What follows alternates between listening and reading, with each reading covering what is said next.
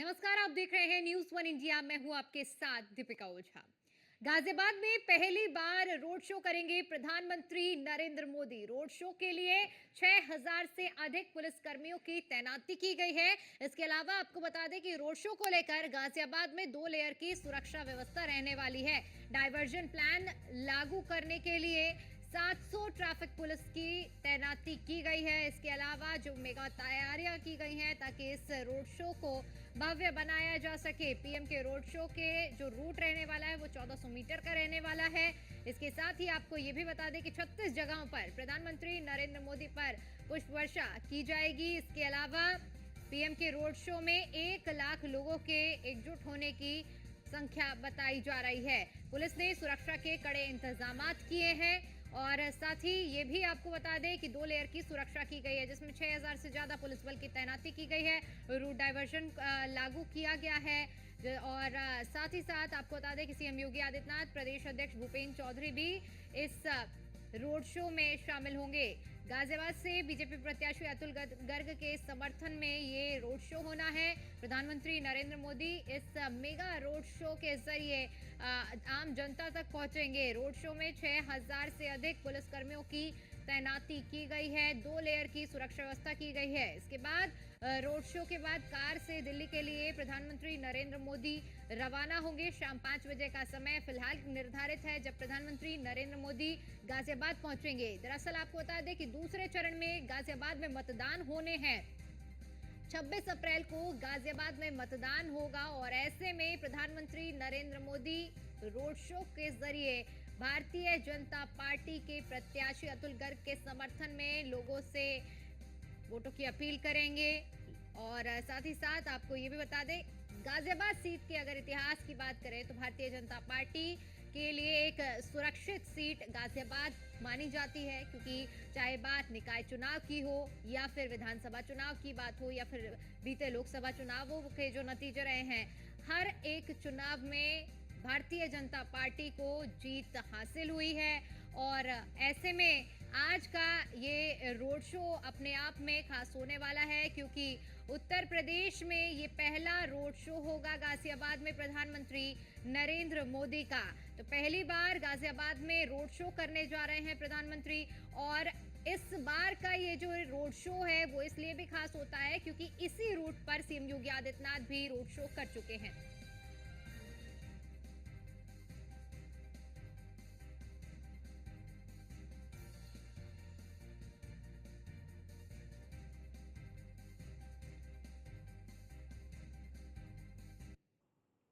और आइए अब आपको ग्राफिक्स के जरिए बताते हैं कि आखिर रोड शो का क्या कुछ रोड मैप रहने वाला है। अंबेडकर नगर रोड से होते हुए ये पूरा काफिला गुजरने वाला है। इसके अलावा मालीवाड़ चौक तक ये काफिला पहुंचेगा। इसके साथ ही आपको ये भी बता दें कि चौधरी मोड़ पर ये काफिला पहुंचेगा। तो इस तरह से रोड मैप रहने वाला है अंबेडकर रोड, और उसके बाद फिर ये काफिला होता हुआ गुजरेगा, मालीवाड़ चौक तक पहुंचेगा और मालीवाड़ चौक के बाद फिर ये प्रधानमंत्री का काफिला चौधरी मोड़ तक पहुंचेगा। तो पूरा आज जो रोड मैप रहने वाला है रोड शो का वो कुछ इसी तरह से रहने वाला है, जहां पीएम मोदी का मेगा रोड शो होने वाला है। अंबेडकर चौक से होते हुए फिर ये काफिला मालीवाड़ चौक तक गुजरेगा और मालीवाड़ चौक से फिर चौधरी मोड़ के लिए ये काफिला आगे बढ़ेगा। तो भव्य रोड शो प्रधानमंत्री नरेंद्र मोदी का होने वाला है। 1400 मीटर का बताया जा रहा है कि ये मेगा रोड शो होगा, जिसमें लगभग 1 लाख लोगों के एकजुट होने की संख्या बताई जा रही है। 6000 से ज्यादा पुलिस बल की तैनाती की गई है। 2 लेयर में गाजियाबाद में सुरक्षा व्यवस्था के इंतजाम किए गए हैं। डायवर्जन प्लान लागू करने के लिए 700 ट्रैफिक पुलिस कर्मियों की तैनाती की गई है। गाजियाबाद में पहली बार प्रधानमंत्री का रोड शो हो रहा है और ऐसे में जब ये पहली बार प्रधानमंत्री नरेंद्र मोदी रोड शो के लिए निकलेंगे तो इस रोड शो को कैसे यादगार बनाया जाए, कैसे ऐतिहासिक बनाया जाए, इसकी जिम्मेदारी प्रशासन ने उठाई है और प्रशासन की ओर से हर एक स्तर पर तैयारियां पूरी कर ली गई हैं। चाहे बात ट्रैफिक डायवर्जन की हो या फिर रूट प्लानिंग की हो या फिर सुरक्षा व्यवस्था की हो, हर एक मोर्चे पर तैयारी की गई है। इसके अलावा क्योंकि प्रधानमंत्री का जो रोड शो होने वाला है वो 1400 मीटर का होगा, ऐसे में 36 जगहों पर पुष्प वर्षा की जाएगी प्रधानमंत्री नरेंद्र मोदी के पर। और साथ ही साथ ये भी बताया जा रहा है कि अलग अलग जगहों पर यानी कुछ कुछ दूरी पर इसे ऐतिहासिक बनाने के लिए चाहे बात राम मंदिर की झलकियां भी देखने को मिलेगी। एक मंदिर बनाया गया है जिसे राम मंदिर दर्शाया जा रहा है, क्योंकि भारतीय जनता पार्टी की ओर से बीते चुनाव में एक बड़ा मुद्दा राम मंदिर का रहा है। और अब जब राम मंदिर बनकर तैयार हो गया है, प्राण प्रतिष्ठा हो गई है, उसको भी अब दिखाया जा रहा है, दर्शाया जा रहा है कि कैसे जो संकल्प लिया था वो पूरा हुआ है। और एक बड़ा संदेश देने का प्रयास बीजेपी की ओर से किया जा रहा है कि आखिर आप जो पिछली 2 बार में भारतीय जनता पार्टी की ओर से जो वादे किए गए थे वो पूरे हो गए थे, और आप तीसरी बार एक बार फिर से बीजेपी को एक बार फिर से जीत मिले। जीत के बाद जो वादे हैं उनकी ओर अग्रसर, जो हर बार प्रधानमंत्री नरेंद्र मोदी की ओर से इन चुनावी रैलियों में जिनका जिक्र किया जा रहा है, और उनकी ओर से तमाम बातें कही गई हैं कि इस बार जो वादे हैं, जो अधूरे काम रह गए हैं, उन्हें भी अब पूरा करना है। इससे पहले के जो वादे थे वो पूरे हो चुके हैं, और इन रोड शो के जरिए, जनसभाओं के जरिए प्रधानमंत्री एक बड़ा संदेश देने का प्रयास करते हैं। चाहे बात उस नारे की हो, आपकी बार 400 पार के नारे की हो, या विकास की बात हो, हर एक मोर्चे पर प्रधानमंत्री चुनावी हुंकार भरते हुए नजर आ रहे हैं। तो आज गाजियाबाद में प्रधानमंत्री नरेंद्र मोदी आज मेगा रोड शो करने वाले हैं। गाजियाबाद की अगर बात की जाए तो गाजियाबाद से बीजेपी के प्रत्याशी अतुल गर्ग, जिनके समर्थन में आज ये मेगा रोड शो होने वाला है। प्रदेश अध्यक्ष भूपेंद्र चौधरी भी मौजूद रहेंगे, सीएम योगी आदित्यनाथ भी मौजूद रहेंगे।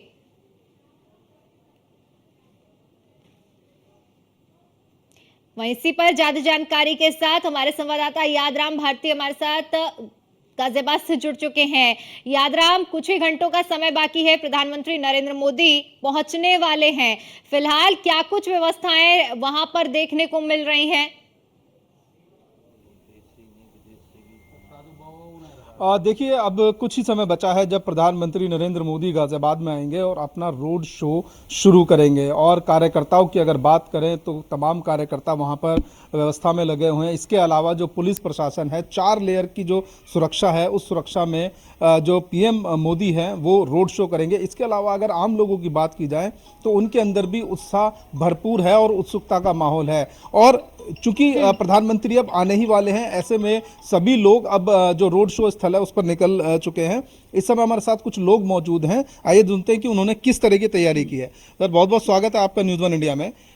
पीएम मोदी के आने में अब बहुत कम समय बचा है, तो क्या तैयारी आपने की है? कैसे स्वागत, कैसे अभिवादन प्रधानमंत्री का करेंगे? देखिए, हमारे गाजियाबाद शहर में उनका पदार्पण हो रहा है। इसके लिए हम लोग अपने आप को सौभाग्यशाली मानते हैं, तथा हम तो ये कहते हैं कि हमारी उम्र भी उनको लग जाए।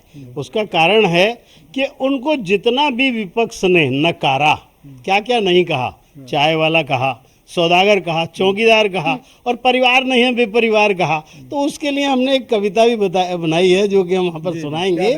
ये है, चाय वाला कहा मोदी को अय्यर पैदल हो गए, चौकीदार है चोर कहा राहुल भी यात्री हो गए, सौदागर बोला मम्मी ने अब वो भी जीरो दिखती हैं, संसार के मोदी बॉस हो चुके अब कांग्रेस नहीं दिखती है, केवल बच्चे होने से परिवार नहीं कहलाता है, जिनके सीने में देश रहे वही परिवार हो जाता है, दिवाली मनती बॉर्डर पर ये नियम बना है मोदी का, रक्षाबंधन भी फौजी संग वो परिवार बना है मोदी का।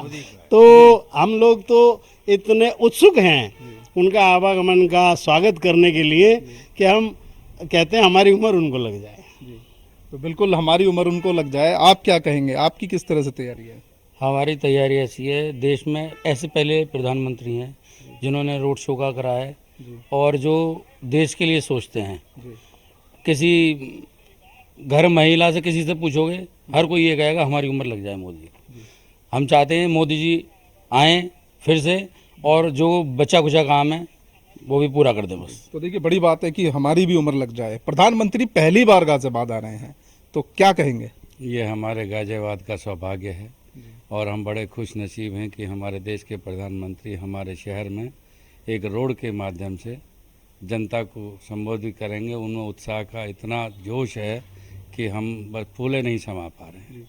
मैं देख रहा हूं कि आप लोग निकलने ही वाले हैं, तैयारी आप सबकी हो चुकी है, तो मौके पर जाकर क्या क्या आप लोग करने वाले हैं? नहीं, हम लोग तो यही दुआएं देंगे कि पहले अगर हमारी सीट गाजियाबाद की 6 लाख से जीती है तो अब की बार 8 लाख से जीते, क्योंकि उन्होंने एक कर्मठ कार्यकर्ता को, जुझारू नेता को टिकट दिया है और एमएलए का टिकट काट के दिया है उसको। तो हम तो कहते हैं कि हमारी दुआएं हैं और भविष्य में भी गाजियाबाद का इससे और ज़्यादा 10 लाख वोटों से ज़्यादा 10 लाख। जी, आप क्या कहेंगे? माननीय प्रधानमंत्री जी हमारे देश के लोकप्रिय प्रधानमंत्री हैं। प्रधानमंत्री इससे पहले भी हुए हैं, लेकिन विश्व में जो माननीय प्रधानमंत्री जी ने जो अपनी छाप छोड़ी है वो पूर्व प्रधानमंत्रियों में किसी की भी छाप ऐसी नहीं रही है।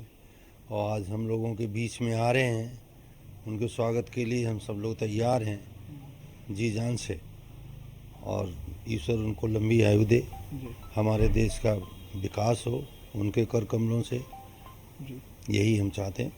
तो बिल्कुल देखिए, बहुत बड़ी बात है कि यहाँ पर सभी लोग जो है कहते हैं कि उम्र लग जाए। और बताइए सर, और किस तरह की तैयारी की है, आप क्या कहेंगे?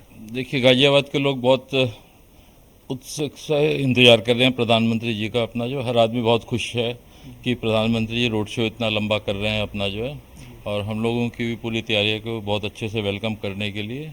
और जो कैंडिडेट इन्होंने खड़ा किया है वो ऑलरेडी एमएलए थे, मिनिस्टर रहे हैं यूपी में, उसके बाद बनाया, तो उनके कार्य देख के ही उन्होंने सेलेक्ट किया होगा। और हम लोग प्रार्थना करते हैं कि इनको 10-12 लाख से ऊपर के वोटों से जीत। बिल्कुल, तो देखिए मोदी के रोड शो का ये फर्क पड़ने वाला है कि जो जीत का अंतर है वो बहुत बड़ा होगा। मैं बता दूं कि अब योगी आदित्यनाथ उन्होंने भी रोड शो किया था और इस रोड शो का ये सफलता रही थी कि भारी अंतर से सरकार बनी, और यही गाजियाबाद में इस रोड शो के बाद होने वाला है। और जो माहौल है रोड शो के बाद जो होगा वो एक बिल्कुल एक तस्वीर बदलने वाला जो माहौल है वो गाजियाबाद में दिखाई देगा। जी बिल्कुल यादराम, क्योंकि जो आप लोगों आपके साथ वहाँ लोग मौजूद हैं उनमें भी उत्साह देखने को मिल रहा है, किस तरह से अपनी उम्र लगने की बात भी वो लोग वहाँ कर रहे हैं। ऐसे में क्योंकि तमाम ऐसे चुनावी मुद्दे हैं और सियासी बयानबाजियां हैं जिसको लेकर तैयारियां की जा रही हैं, चाहे पक्ष की बात करें चाहे विपक्ष की बात करें, लेकिन आज का खासा फोकस गाजियाबाद की जब हम बात करते हैं तो मुख्यमंत्री और प्रधानमंत्री की मौजूदगी और वो रोड शो होने वाला है। अब खासतौर पर अगर उसी रोड शो के बारे में बात करें, क्योंकि 1400 मीटर के स्ट्रेच का ये रोड शो होगा, उसकी तैयारियों के बारे में बात करें और जिस तरह से आपने लोगों से बातचीत की है उन लोगों से जरा जानिए कि जब प्रधानमंत्री उस स्ट्रेच पर पहुंचेंगे तो ये लोग किस तरह से, क्योंकि वो भी अभिवादन करते हुए आम जनता का नजर आते हैं, हर रोड शो में देखा गया है।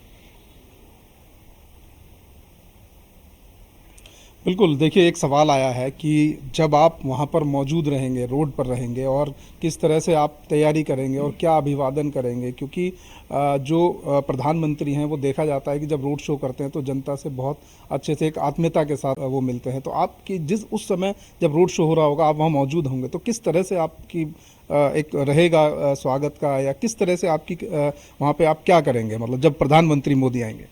देखिए, सुरक्षा की दृष्टि से हमको ये उनके कार्यकर्ताओं द्वारा कहा गया था कि पानी की बोतलें वगैरह भी अलाउ नहीं हैं, तो इसलिए कागज़ के गिलास रखे गए हैं।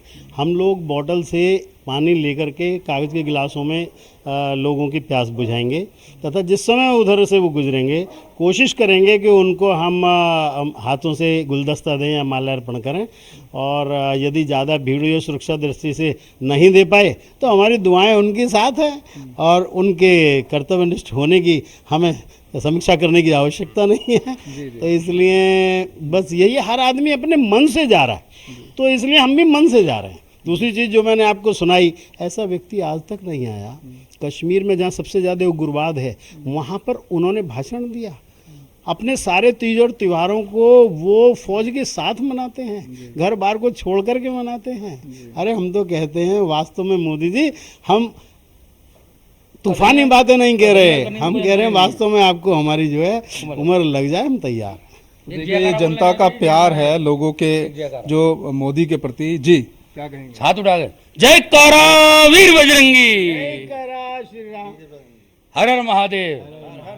मोदी तो जी का बिल्कुल देखिए बहुत जो प्यार है वो गाजियाबाद की जनता का प्रधानमंत्री को मिल रहा है और किस तरीके से देखिए सुरक्षा के कारणों से वो उस लेवल तक शायद ना जा पाए, लेकिन इस रोड शो में जितना वो काम कर सकते हैं अपनी तरफ से, अभी जैसे कहा कि गर्मी बहुत है तो लोगों की प्यास बुझाने का काम करेंगे और अगर मौका मिला तो उनको गुलदस्ता भी देंगे। तो ये जो जनता है, जो स्थानीय लोग हैं, जो एक्चुअल में वोट करते हैं, ये उन लोगों का कहना है कि प्रधानमंत्री जो हैं वो गाजियाबाद आए हैं तो ये उनके लिए बहुत बड़ी सौभाग्य वाली बात है। और जिस तरीके से बार बार वो अपनी उम्र लगने की बात कर रहे हैं तो कहीं ना कहीं ये एक प्रेम है जो प्रधानमंत्री के लिए इन लोगों के अंदर दिखाई देता है। बिल्कुल। यादराम, कितने बजे का समय है कि प्रधानमंत्री नरेंद्र मोदी गाजियाबाद पहुंचेंगे और उसके बाद क्या कुछ कार्यक्रम का टाइम स्टैम्प रहने वाला है? कब तक, कितने देर तक रुकने वाले हैं पीएम? देखिए करीब 5 बजे का समय प्रधानमंत्री के आने का रहा है और इसमें कितना वो लेट होते हैं ये देखने वाली बात होगी, लेकिन जिस समय वो यहाँ पर आएंगे और रोड शो चूँकि करीब करीब 1 से सवा किलोमीटर का जो रोड है मैप पूरा, उसमें करीब 1 घंटा 1 से सवा घंटा वो गाजियाबाद में रुकेंगे और रोड शो के जरिए जनता से मुलाकात करेंगे। फिलहाल जो तैयारियां है वो पूरी हो चुकी है और अब सिर्फ इंतज़ार है प्रधानमंत्री नरेंद्र मोदी का कि वो यहाँ पर आएंगे और रोड शो के जरिए लोगों से मिलेंगे और साथ में उनके मुख्यमंत्री योगी आदित्यनाथ, इसके अलावा जो प्रदेश अध्यक्ष हैं और तमाम जो संगठन के बड़े बड़े नेता हैं वो यहाँ पर मौजूद रहेंगे और जनता से रूबरू होंगे। और निश्चित तौर पर ये देखा जा रहा है और ये माना जा रहा है विश्लेषकों द्वारा भी कि इस रोड शो के बाद कहीं ना कहीं भारी अंतर जो लोकसभा के प्रत्याशी हैं अतुल गर्ग, उनकी जीत में दिखाई देगा। और जैसा कि सबसे सुरक्षित जो सीट है मैं बता दूं गाजियाबाद की, वो बीजेपी के लिए मानी जाती है, लेकिन इसके बावजूद अगर प्रधानमंत्री आ रहे हैं तो ये कहीं ना कहीं संकेत है कि वो कोई भी कमी किसी भी लोकसभा में छोड़ना नहीं चाहते हैं, चाहे वो लोकसभा सीट उनके लिए बहुत सेफ ही क्यों ना हो। तो कहीं ना कहीं हालांकि गाजियाबाद के लिए कहा यह जरूर जाता है कि गाजियाबाद में सिर्फ टिकट की लड़ाई है, जबकि जो सीट है वो बिल्कुल सेफ है, लेकिन सेफ सीट के बावजूद प्रधानमंत्री यहाँ आ रहे हैं तो कहीं ना कहीं बड़ा इशारा है कि वो किसी भी तरह की कोताही बरतने के मूड में नहीं है। जी बिल्कुल यादराम, इस बार गाजियाबाद का जो लोकसभा चुनाव होने वाला है गाजियाबाद में वो अहम और दिलचस्प इसलिए भी हो जाता है क्योंकि पिछली बार से जो प्रत्याशी 2 बार से जिन्हें टिकट दिया जा रहा था, टिकट में बदलाव किया गया है, अतुल गर्ग पर इस बार भरोसा जताया गया है। और ऐसे में क्योंकि आप जिक्र कर रहे थे कि पीएम जब आ रहे हैं तो एक बड़ा संदेश देने का प्रयास किया जा रहा है, कहीं ना कहीं जो एक नया चेहरा तो नहीं कह सकते हैं लेकिन लोकसभा के लिए जो चेहरा है वो आम जनता तक ये पहुंचाने का प्रयास किया जा रहा है कि बीजेपी और जो प्रत्याशी हैं उनके लिए कितना महत्वपूर्ण हो जाता है गाजियाबाद की सीट का, चाहे वो सुरक्षित सीट क्यों ना हो। देखिए बड़ा अच्छा सवाल किया आपने और मैं बता दूं कि पिछले काफ़ी समय से यानी कि बहुत सालों से ये मांग चल रही थी कि गाजियाबाद का जो लोकसभा प्रत्याशी हो वो लोकल होना चाहिए। और मैं बता दूं कि पिछले कई सालों से पहले राजनाथ सिंह जो कि रक्षा मंत्री है वो यहाँ से लड़े, चुनाव जीते, उसके बाद वीके सिंह आए जो कि 2 बार से यहाँ सांसद रहे। तो तमाम जो संगठन स्तर पे, लोकल स्तर पे एक बड़ी मांग चल रही थी कि लोकल प्रत्याशी होना चाहिए और इस बात को लेकर जो शीर्ष नेतृत्व है उसने इस बात को लेकर सोचा और परखा कि लोकसभा चुनाव में वाकई में गाजियाबाद को लोकसभा के जो लोकल प्रत्याशी है उसकी ज़रूरत है। और इस बार अतुल गर्ग जो कि सदर सीट से विधायक भी, उनका टिकट का जो एमएलए होने के बावजूद उनको टिकट दिया गया और लोगों की भी यही मांग थी। आप ये बताइए कि पिछले काफ़ी समय से बाहर के लोग आकर के यहाँ पे चुनाव लड़ रहे थे और जीत रहे थे, इस बार लोकल प्रत्याशी को टिकट दिया गया है, तो क्या लग रहा है आपको कि कितना सही है? ऐसा था, ये प्राथमिकता वैसे तो यहाँ व्यापारी वर्ग के लिए थी, मैं खासतौर से वैश्य समाज नहीं कहूँगा, व्यापारी वर्ग के लिए थी। तो पीछे कई बार व्यापारी वर्ग ने वोट सीट यहाँ की मांगी, लेकिन सबको इसलिए इग्नोर किया गया कि सभी को बांट के दिया जाए। तो अब हमने जो सुना है पीछे भी वीके सिंह साहब को 2 बार इसलिए दिया गया कि इधर ठाकुर की वोट जो है बहुत ज़्यादा है। तो अब की बार बाकायदा आपस में बातचीत करके समझौता होके ही व्यापारी समाज के एक व्यापारी को ये सीट दी गई है। लेकिन बड़ा अच्छा है क्योंकि पहले यहाँ से केएन सिंह ये और राजनाथ सिंह साहब आपने बताया ही, प्रमुख लोग काफ़ी लड़ चुके हैं, परंतु वैसे समाज में मैंने या व्यापारी समाज में काफ़ी दिन के बाद ये दिया गया है।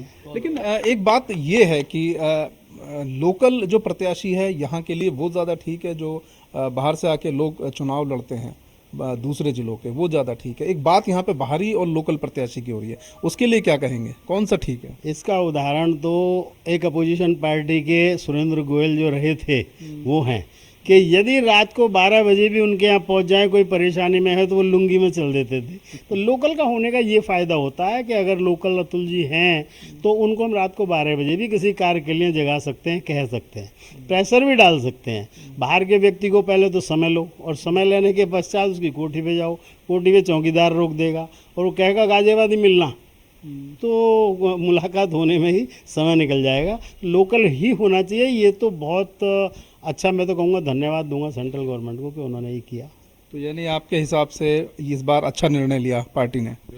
बहुत अच्छा निर्णय लिया है। लोकल ही, भविष्य में भी लोकल होना चाहिए, चाहे वो किसी भी बिरादरी का हो। देखिए, बिल्कुल पिछले काफ़ी समय से मैं बता रहा था कि लोकल वर्सेस जो है बाहरी, ये गाजियाबाद में चल रहा था। चूंकि गाजियाबाद सेफ सीट कही जाती है, तो इसलिए बाहर से कोई भी नेता आता है तो यहाँ पर चुनाव लड़ने की सोचता है, और सेफ सीट होने की वजह से वो जीत भी जाता है। लेकिन गाजियाबाद के जो लोकल निवासी हैं, जैसा कि अभी एक उदाहरण दिया एक दूसरी पार्टी के नेता का, वो लोकल थे और उनके बारे में कहा जाता है कि जब भी ज़रूरत होती थी कि वो लोकल होने के नाते रात को भी उठकर चल दिया करते थे। लेकिन जो वीआईपी सीट इसको बनाया गया और वीआईपी लोगों को यहाँ पर लड़ाया गया, तो जो जनता का जो इंटरेक्शन है वो उस तरह का नहीं हो पाता जितना होना चाहिए। तो कहीं ना कहीं इस बात को लेकर भी लोगों में ज़्यादा खुशी है कि इस बार का जो प्रत्याशी है वो लोकल बनाया गया है, और उनकी सबसे बड़ी बात पहुंच में भी है। जी बिल्कुल यादराम, क्योंकि जब बात गाजियाबाद की हो रही है, यहाँ के समीकरण की हो रही है, तो ऐसे में इस चीज को भी नहीं नकारा जा सकता है, क्योंकि सेफ सीट चाहे जितनी भी हो, लेकिन विपक्ष भी अपनी पूरी जान फूंकता है।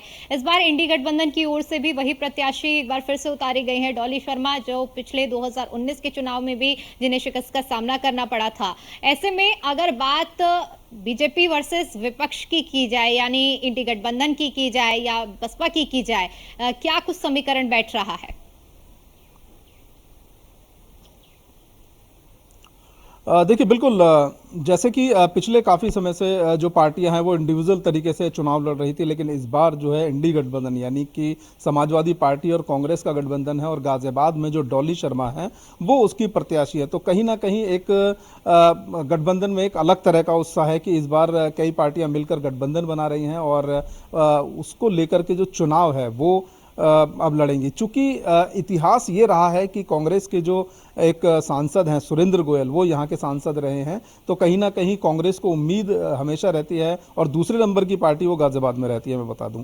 तो कहीं ना कहीं उसको उम्मीद है कि इस बार उनको जो अच्छे दिन है वो आएंगे और कहीं ना कहीं वो जीत हासिल करेंगे। और उसके लिए एक सबसे बड़ी वजह ये भी है कि जो सपा के साथ गठबंधन होने के साथ, अन्य दलों के साथ गठबंधन होने के साथ उनके उत्साह में तेजी आई है। लेकिन चूंकि गाजियाबाद की सीट है और इसका इतिहास भी रहा है कि एक बार कांग्रेस का सांसद जरूर बना था, लेकिन उसके बाद से लगातार जो है बीजेपी इस जगह पर काबिज है, और यहाँ पर जो वर्चस्व है वो बीजेपी सीट का रहा है। लेकिन अब चुनाव ही बताएगा, और मतदान के दिन ये पता चल पाएगा कि आखिर दावे तो बहुत हैं, लेकिन दावों में हकीकत कितनी है ये 4 जून को ही पता चलेगा। लोगों से ही जान लेते हैं कि वो क्या सोचते हैं। विपक्ष का जो गठबंधन है वो भी चुनावी मैदान में है, और बीजेपी तो है, तो क्या लग रहा है कि कैसा मुकाबला होने वाला है? देखिए, ये जो 28 लोगों का गठबंधन है, जो अब तक झूठ, चोरी या बर्बादी हो रही थी, वो अब इनको कई साल से नहीं मिली है। उसके लिए बनाया गया है कि हम लोगों की तो कुर्सी जाने की तो बहुत दूरी, नाम लेने वाला नहीं है। आप एक बार बताइए, पढ़ा लिखा आदमी हर चीज़ देखता है। आज स्वदेशी हमारे देश में हर चीज़ बनने लग गई है। ये पहली बार हुआ है कि भारतवर्ष से हथियार भी एक्सपोर्ट हुए 20,000 करोड़ रुपए के। अभी ये 28 लोगों का गठबंधन, कांग्रेस ने अपना जो पत्र वो किया है डिक्लेयर, उसमें 50 लाख करोड़ रुपए पर ईयर का, 1 लाख रुपए पर नारी देने का अनाउंस किया है। वो किस पे बर्डन पड़ेगा? ये पढ़ा लिखा आदमी सब जानता है। और जिस गरीब को जिस चीज़ की आवश्यकता है, वो किसको मोदी ने क्या नहीं दी, हर आदमी से स्वेच्छा से घर के जो कनेक्शन थे सरेंडर के, वो सरेंडर करा दिए। गैस वाले कहाँ गए? वो उन्हीं गरीब लोगों में बांटे। जो टैक्स देने वाले को जिस चीज़ की आवश्यकता नहीं है वो गरीब आदमी तक पहुंच रही है। तो ये लोग तो एक तरीके से पैसा देके वोट खरीदने वाली बात कर रहे हैं। आप एक बार बताइए, अपोजिशन में तो अन्ना जी भी ये हैं, केजरीवाल भी हैं, जेल में क्यों हैं?